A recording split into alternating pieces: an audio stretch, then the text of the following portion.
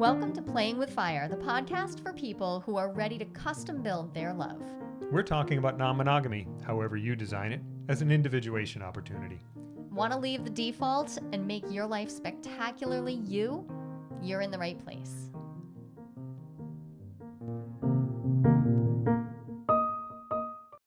The year of opening, the final cohort enrolling for 2023, it's enrolling right now. There are currently only 4 spots left. The year of opening is a place where you can get the support you need to learn the tools, the techniques, the moves of relational individuation, of growing yourself while you grow your relationship skills, while you double down on being who you were meant to be and opening your relationship in the right way for you.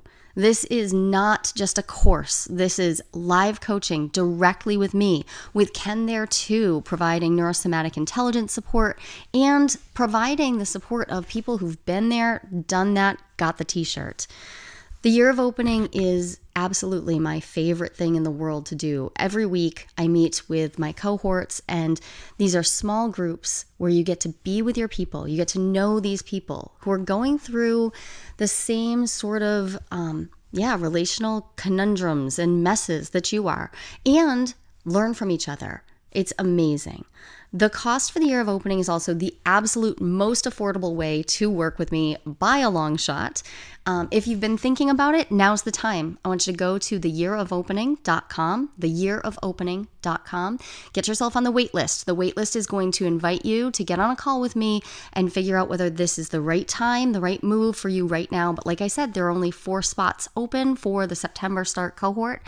If you are listening to this after September, there will be cohorts enrolling in 2024. So go ahead and hop on that wait list. But right now, I want to see the last few people come and join the amazing group that's already assembled for the September cohort of the year of opening. Can't wait to meet you. Hey, Weasel. No, you're not the weasel. That is what we're going to be talking about. We're talking about weasels. Skunks and otters and not those kind of weasels. Okay. Just the regular kind. We're going to talk about weasel words. Weasel words. But not just weasel words. So you and I talk about agreements all the time, making explicit agreements, getting really clear about exactly what we're agreeing to, holding ourselves accountable, showing up and being able to verbalize my needs, wants, desires, boundaries. Yeah. And every single one of those, we have found trouble comes when we use those weaselly words, those slippery words that allow for a lot of wiggle room. Weasels can get into tiny spaces. So they can fit through tiny gaps. And they can get out of things. Yeah, they're weaselly. We use this word for a reason. I don't mean to demonize weasels. I actually think weasels are awesome. Adorable. I mean, that's what they're for. That they're very good at that. Yes. It's their thing. And weasel words are not always a bad thing. Yep. Because I think of the times when I have used those weaselly words, those soft words, to let me explore an area where I'm really not sure what my answers are yet. But I have something juicy to say about it. Do you? I do. Juicy weasels? It's a weird sentence. About them. Anyway, yeah. So in my previous, I was going to say relationship, but the fact is, you've had more than one. I've had lots of them, and in all of them, implicit communication was a factor, was a feature. It is by design. It is how I had relationships. That is not an option with you, because that is a boundary for you. You don't do that. You don't want to do that. I am not available for implicit communication-based relationships. So no. I started learning how to do explicit communication-based relationship, and I've worked really hard on it. I've tried to get good at it. But there are parts of me that aren't on board.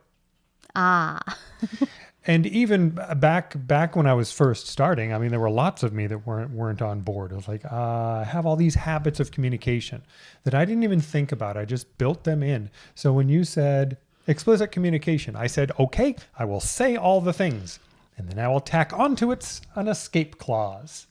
Oh, the escape clause. And that's when Weasel words started to become a very huge, well, when I became aware of how big a part of my communication Weasel words were.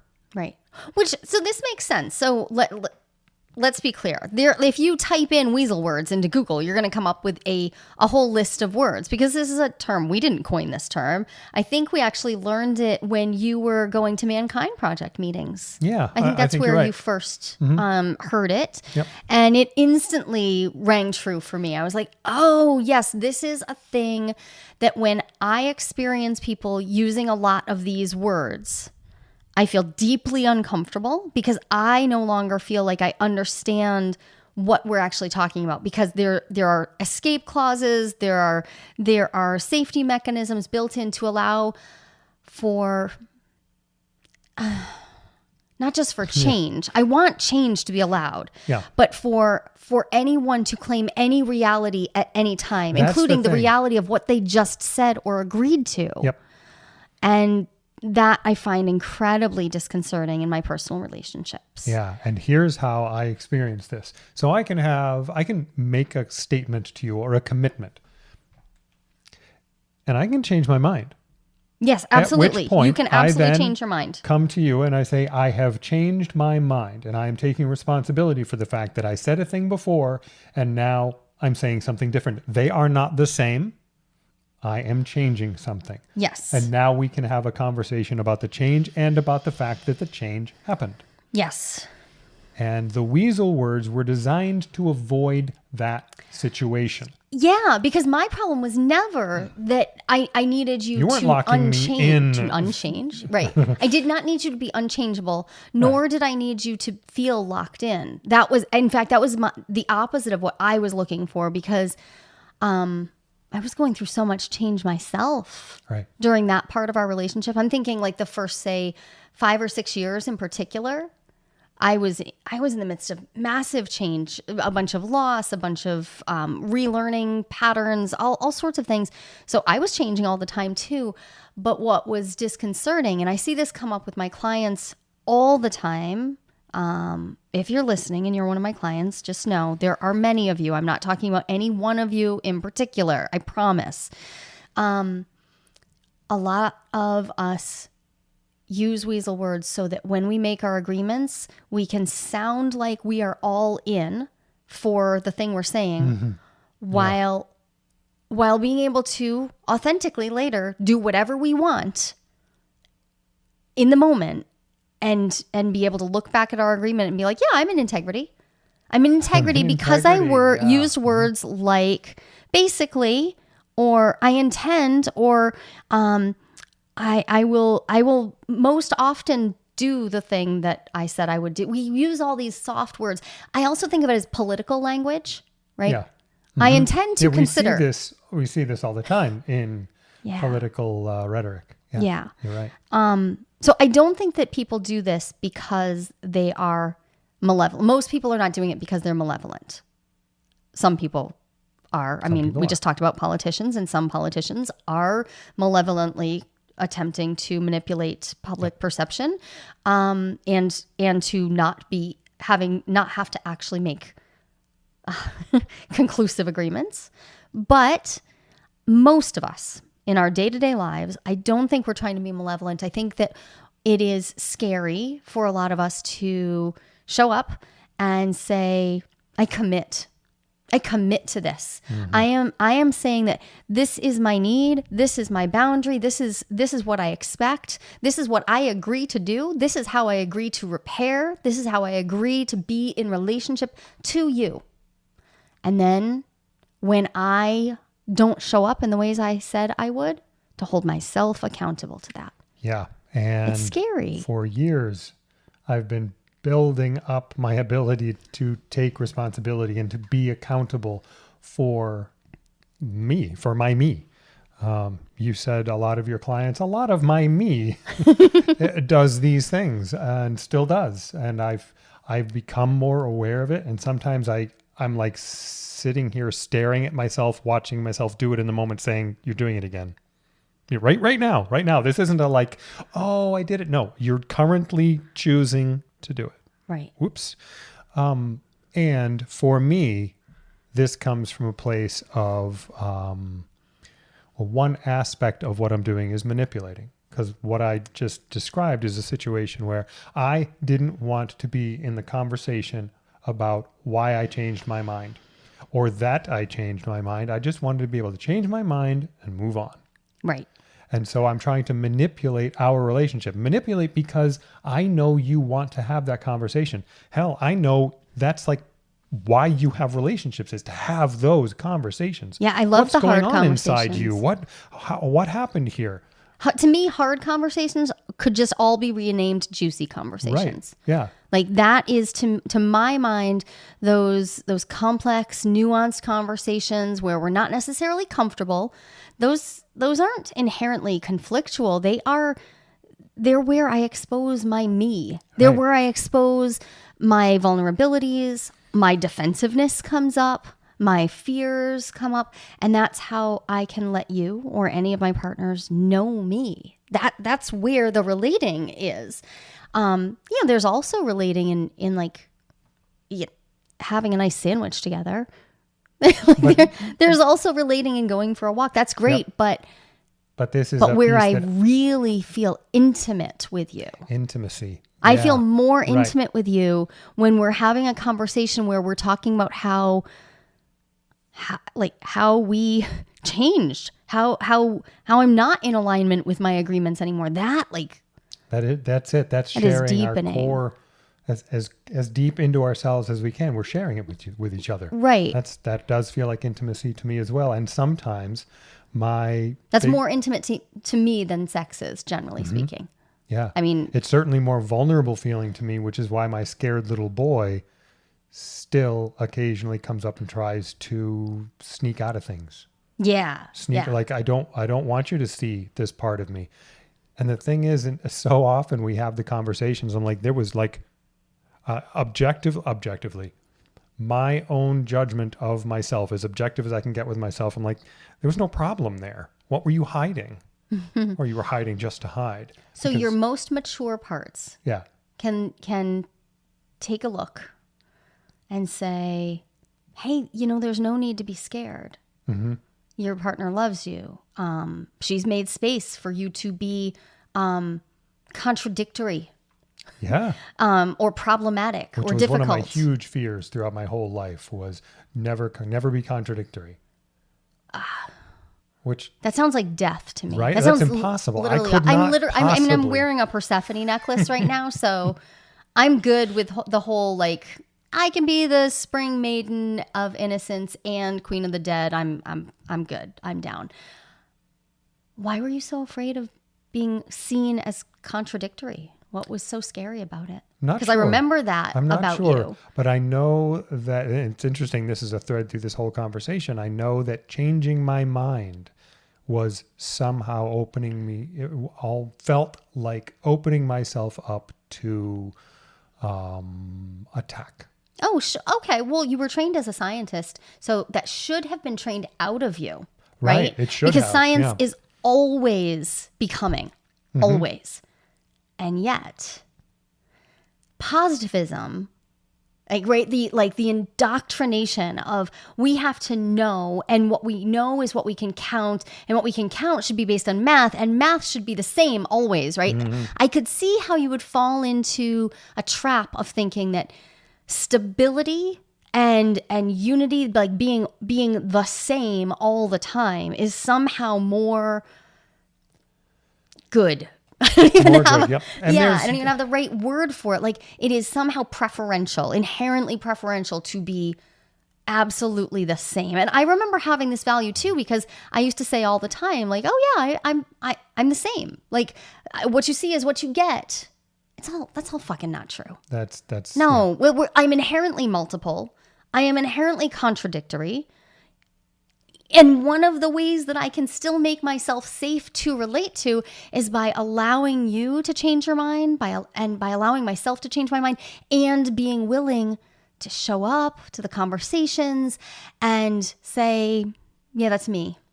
Yep. I don't want that anymore. I want this. So I have a little bit of insight as to, you asked why. And one of the pieces of why is because I was the golden boy. You were. I was the golden boy growing up, and I was right. I was doing things right. Ugh. I was smart. I knew things. Oh, and I was expected to know things and to be right. And if I changed my mind, that meant at one point I wasn't right, which meant I wasn't the golden boy, which meant somebody saw through me, which meant I wasn't who I thought people loved me for. And so now you have an identity issue. I have an identity issue. Identity issues are terrifying, right? They literally strike to the core of who am I? Yep. And I'm loved because I'm right, I guess. So I better be right all the time. So you needed to pick out your answers when you were like, what, 5? And then just stick with them? I think I got until I was around 8. Well, that would explain actually some of your preferences in food. Right? Right? Yeah. Because especially when we first got together, your preferences in food were ridiculous. Like you would drink whiskey, but coffee was like too intense a flavor for you. Well, I didn't like it because it's grown up. What about the whiskey? Is that for kids? It's not for kids. Right. So, and it wasn't. That's not how I grew up allowed. at all. Yeah. No. But so you weren't allowed to have that till you were older. So you didn't have to make a decision. It's funny to me to think about how some of your stuff got fixed so early because you decided this. Yeah. I love when you that were like, word fixed. You mean broken? Oh, some of that stuff was, got really, really solidified in you. Because you participated in the illusion. Right. And that's important. I participated in it. Because you wanted to be the golden boy. I did. I loved it. I saw how my brother and sister got treated, and I wanted the golden boy, thanks. I did not do myself any favors participating in it. But by participating in it, I set a lot of things pretty firmly that lasted a long time. Right. And I'm human. I'm not that smart. I'm not the golden boy. I don't walk around right about everything all the time. Me either. I never did. But I developed mechanisms for allowing myself to be right all the time. A defensiveness that went through like every fiber of my being. A defensiveness that was so through the fiber of your being that I remember it taking years for you to even be able to hear, like, when you were defending. Yeah. And we would talk about this, like in therapy, we would talk about a topic where I would point out an inconsistency, like in your language right there. Like we'd be in a session with Thayer. So immediately I'm set off because that's an inconsistency and that can't happen. Right. And I'm saying but you just said A and B. I'm confused. And when you are witnessed by a third party, right?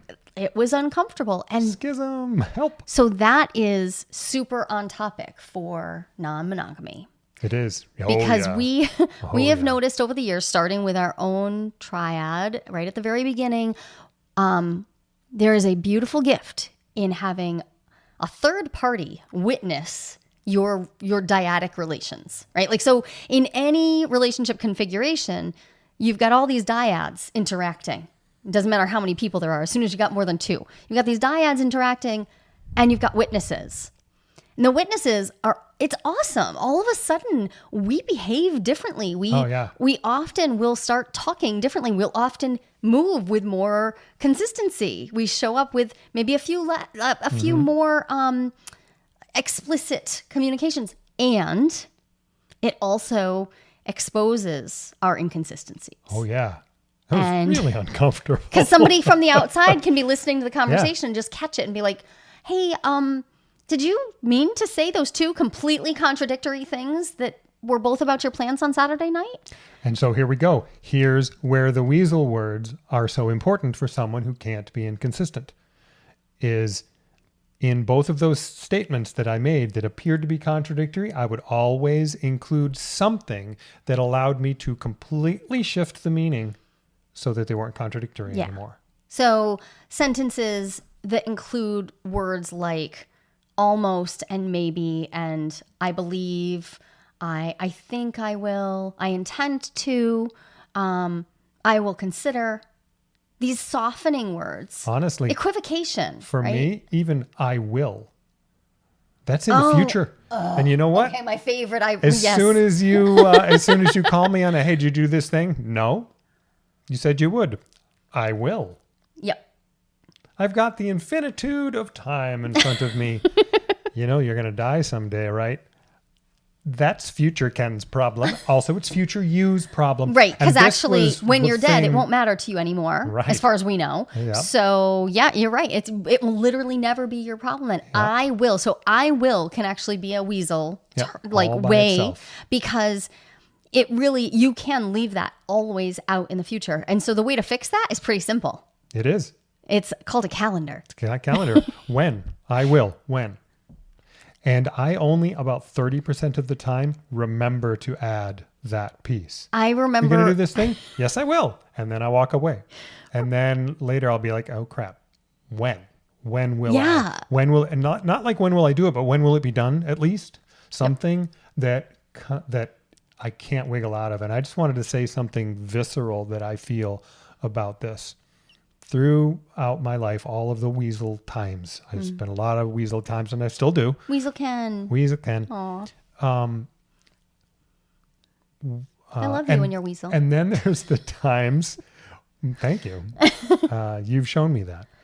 And then there's the times when I don't, when I'm like crystal clear and crisp and like, this is how it will be. And I know I'm setting myself up for, not setting myself up for failure, but I know that failure is a possibility now.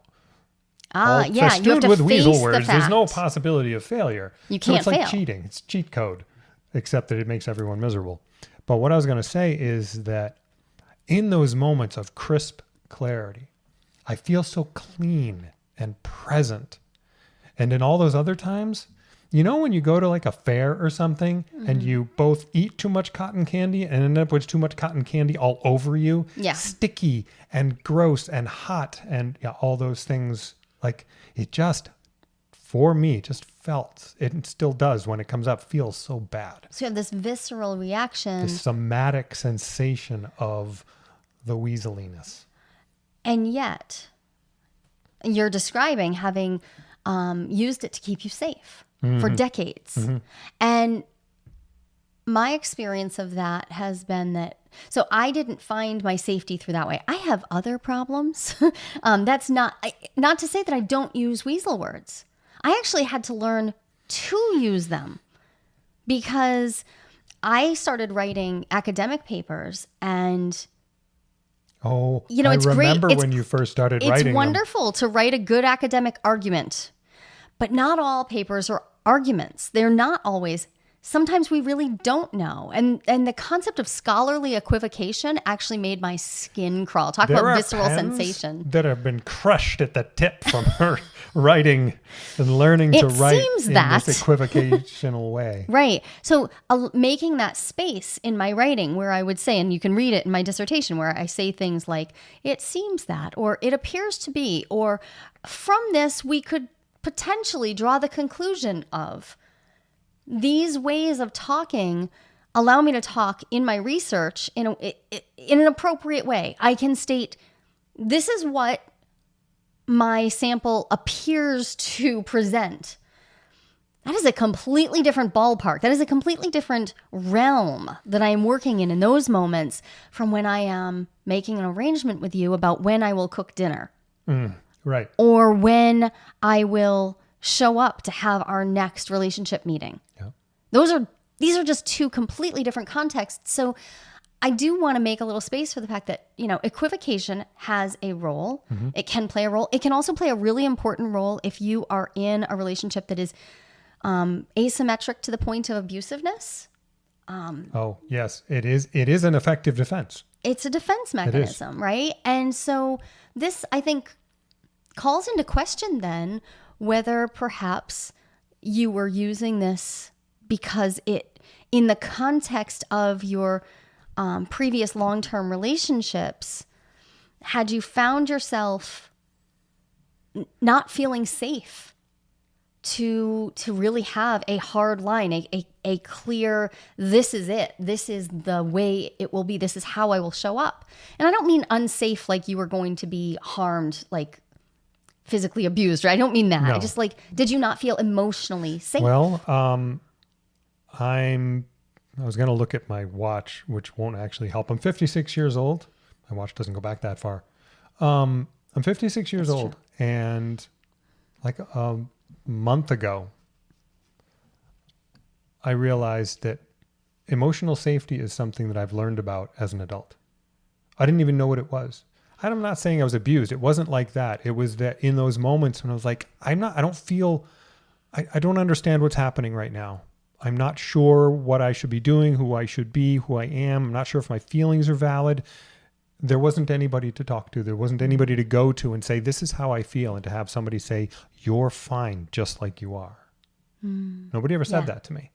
The golden boy thing. It's like the other side of the golden boy thing. You had to be, Yeah. you had to be the golden boy persona. Right. You had to inhabit that archetypal role. And so rather than be seen for your fallibility, the your changeability, your flawed, confusion, your wacky little contradictoriness. weird kid that I was.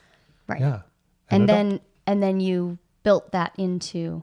Yeah. And so the answer to your question is, no, I did not feel So safe. you didn't know what emotional safety felt like as a child, and then you didn't know to go try to create it in your adult relationships. And I will say, in the defense of the people that I've had relationships with throughout my life, I didn't know to look for it either. Yeah. Like I didn't even know it was a thing really. So I wasn't looking for it. So people could have been offering it to me and I might not have even known what it was. Yeah. Yeah. Because I was so busy defending myself all the whole time.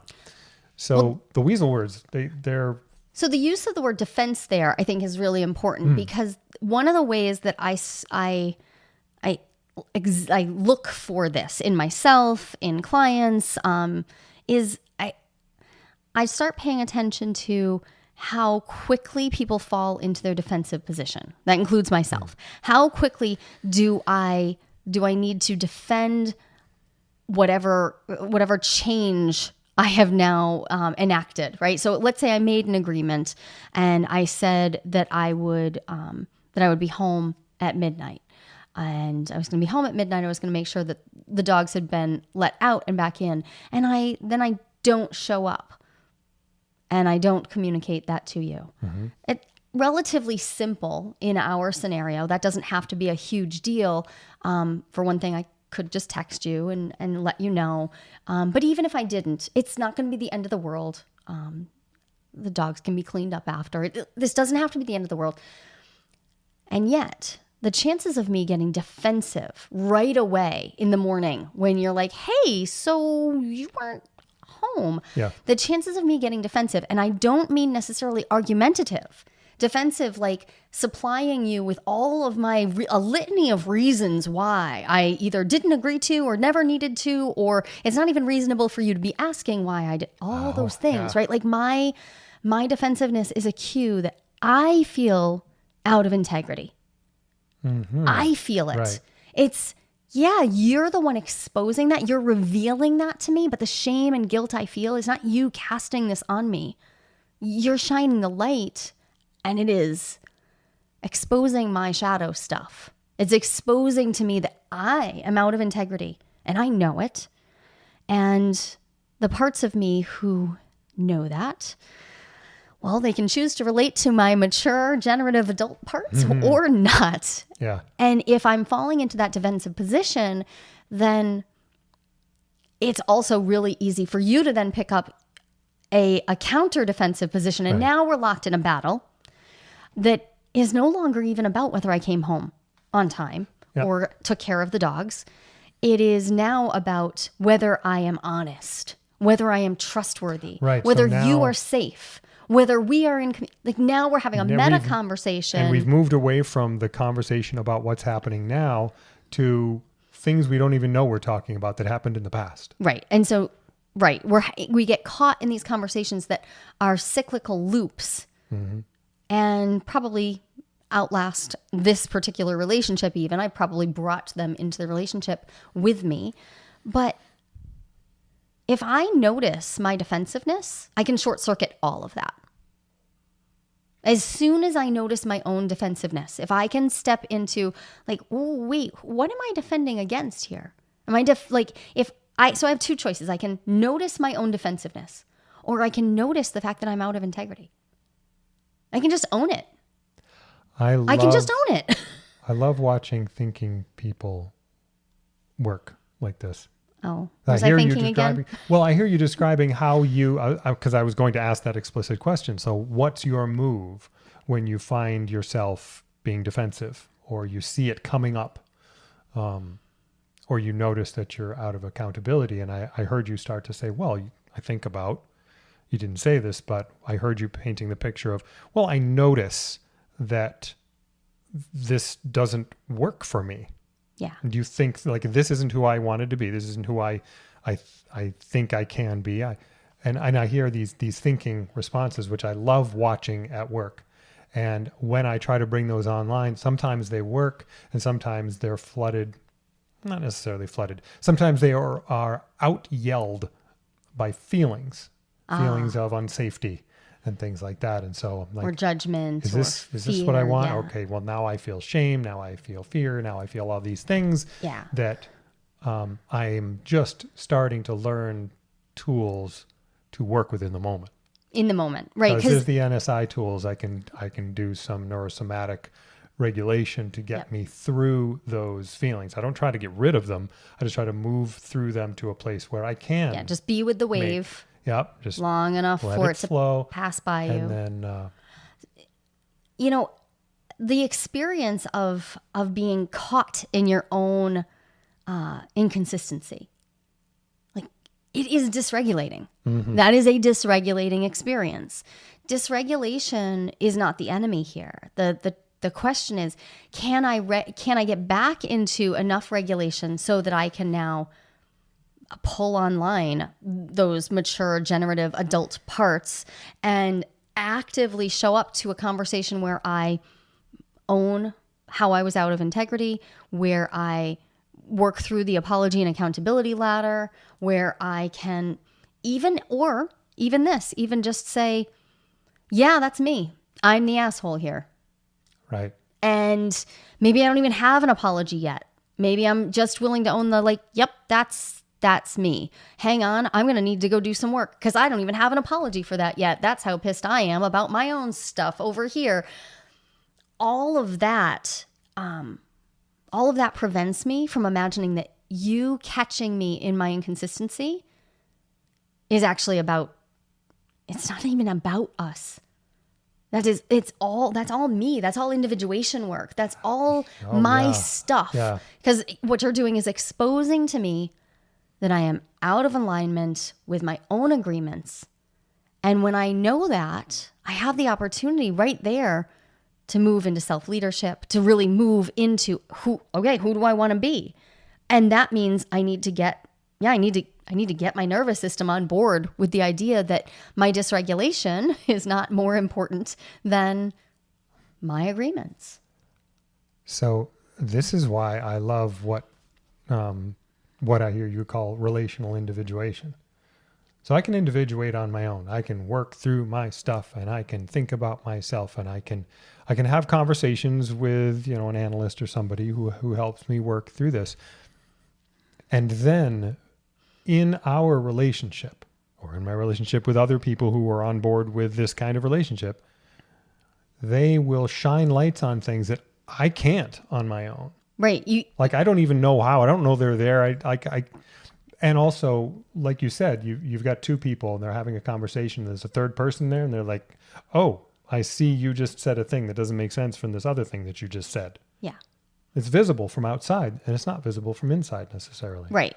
So, wow, I love that aspect. It is of our relationship. So much more powerful to do your individuation work while allowing yourself to be observed, exposed, vulnerable to other people's seeing of you, which is literally intimacy, right? Yep. So I'm inviting you into intimacy with me.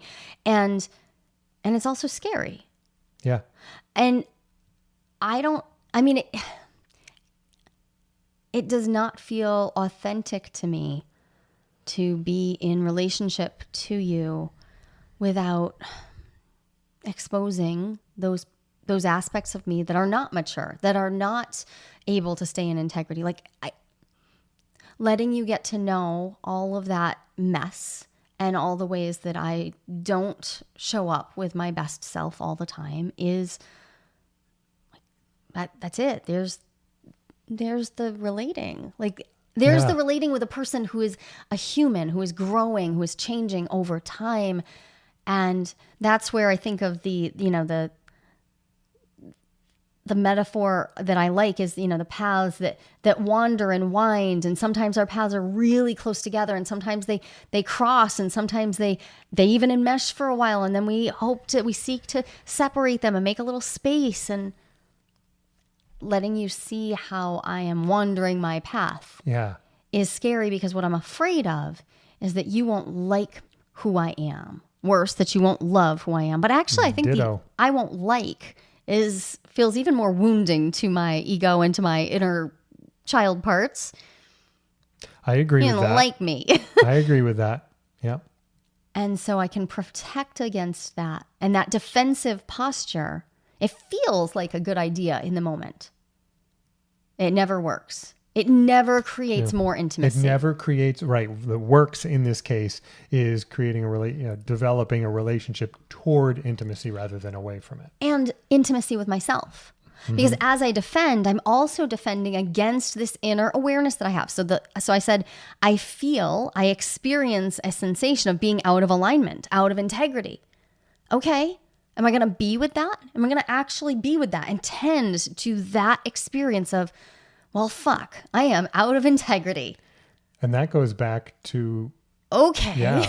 Like that's how, if I want to know myself, my whole self, if I want to become more and more myself, then I need to be able to not just tolerate, but embrace the fact that I am inconsistent. I am sometimes problematic, troublesome, abusive. And that doesn't mean that I am innately bad, right? Because it's about, so what do I do with that? It's right. What do I do with that? And how fast can I shift out of my desire to defend against you seeing that and into, accountability to myself, accountability to the agreements that I made. How do I repair? What apologies are needed? What repair is needed? What reparations are needed depending on the damage done? How fast am I willing to get the hell out of my own way so I can actually repair the thing? Yeah. And how many times have we been in a situation where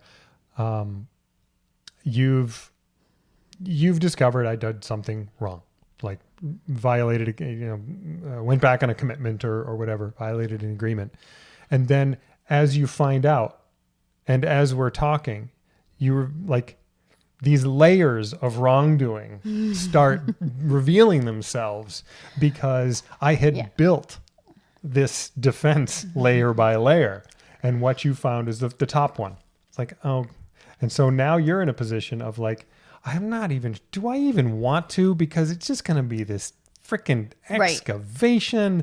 And I have the lies stuff you to built, do. the lies you built on the lies you built on the lies. And when I say lies, like you and I use that word very generously. If you did not tell the truth or you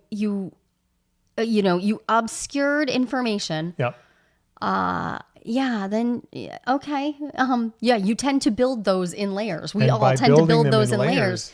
Now, so they come down that way too. And it's so much work for you that it is, it's not just counter intimacy, it's counter relational, because now the work of being in relation to me it increases exponentially. Right. So, as we wrap up, I want to just remind everyone, we're in the last bit of filling the Costa Rica retreat. The Nature of Relating is happening. There is a retreat.